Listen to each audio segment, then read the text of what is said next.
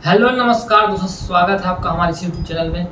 तो आज की इस वीडियो हम बात करेंगे कि जो अमीन पटवारी का जो पद आने वाला है उसमें सबसे पहली बात यह है कि अमीन का मतलब क्या होता है, उसका काम क्या होता है और इस पोस्ट में मिनिमम एज कितनी होने वाली है, आपकी शैक्षणिक योग्यता क्या होनी चाहिए, इसकी सैलरी क्या होती है, इसका एग्ज़ाम पैटर्न पहले कैसा था, अभी कैसा हो सकता है, कितने कितने नंबर के क्या क्या सब्जेक्ट आ सकते हैं, इन सब बातों के ऊपर हम डिटेल में चर्चा करेंगे।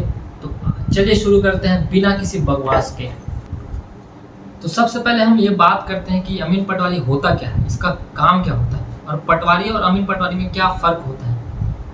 तो देखिए, अगर अमीन का मतलब आप समझेंगे तो अमीन पटवारी का मेन रूप से काम होता है भूमि को नापना, है ना, नक्शा बनाना और आपका जो सीमा विवाद होता है, दो खेतों के बीच में ये लंबाई का दिक्कत होता है ना, ये ज़्यादा हो गया कम हो गया, उस चीज़ को निपटाना।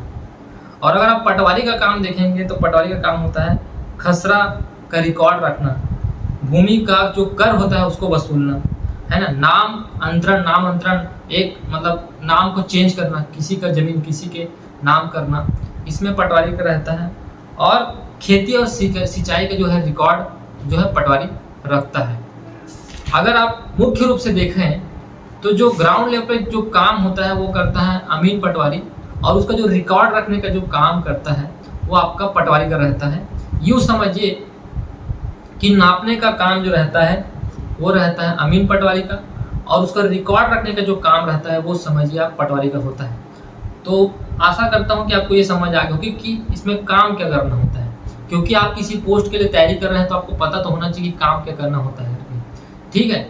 दूसरी चीज़ इंपॉर्टेंट इसमें हम बात करते हैं आयु सीमा की, जिसमें बहुत लोगों को बहुत सारा प्रकार का कन्फ्यूज़न है।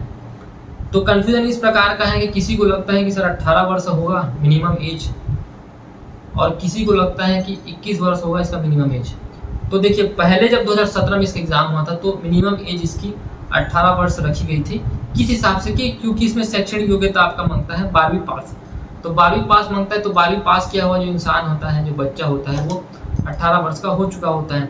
तो उस हिसाब से इसने 18 वर्ष की मिनिमम एज रखी है और मैक्सिमम 35 वर्ष का एज रहता है।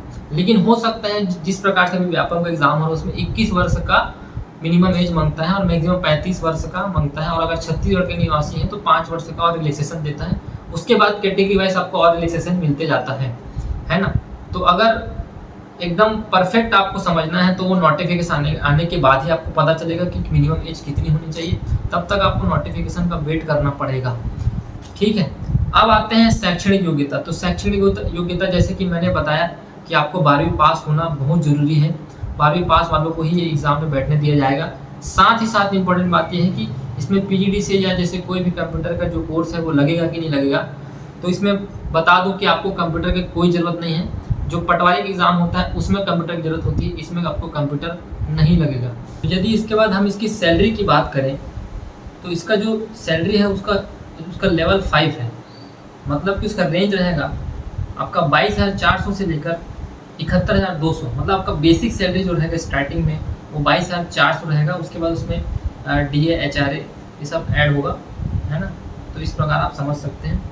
अब इसके एग्ज़ाम पैटर्न के ऊपर हम बात करते हैं कि एग्ज़ाम पैटर्न इसका क्या होना है। तो अगर इसमें देखें हम टोटल सब्जेक्ट जो है 2017 के हिसाब से इसमें टोटल सब्जेक्ट 8 सब्जेक्ट पूछे जाते थे, जैसे कि आपका maths, reasoning, India GK, CG GK, current affair, English, Hindi और कंप्यूटर।